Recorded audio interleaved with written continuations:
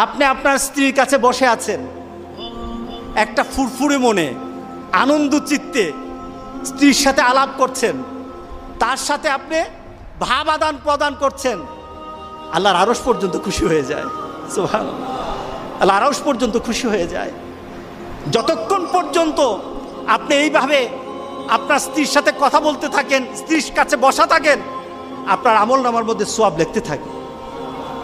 রাসূল পাক সাল্লাল্লাহু আলাইহি সাল্লাম এই কথা বলার পর এক সাহাবী বললেন, ইয়া রাসূলুল্লাহ, স্ত্রীর সাথে একসাথে শুবো, একসাথে ঘুমাবো, একসাথে খাবো, একসাথে তাকে আদর করব, এটা কি সওয়াবের কাজ হতে পারে?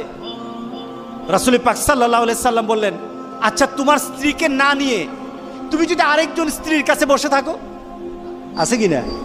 আছে কিনা? মজাই লাগে, উনিও খাইবেন, রেডি থাকেন।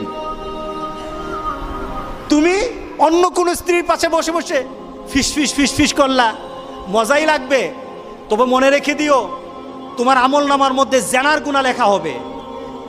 তুমি যতক্ষণ তোমার স্ত্রীর কাছে বসা থাকবে, জান্নাতের দরজাগুলি তোমার জন্য খোলা আরম্ভ হয়ে যাবে।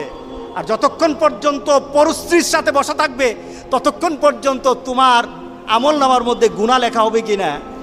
সাহাবায়ে কেরাম বলেন, ইয়া রাসূলুল্লাহ, অন্য স্ত্রীর সাথে বসলে তো গুনাহ তো হবেই, তাহলে তার উল্টাটা তোমার হালাল বউর সাথে বসলে, তোমার হালাল যাকে হালাল করেছো তার সাথে বসলে সওয়াব হয়ে যাবে। সুবহানাল্লাহ, সুবহানাল্লাহ।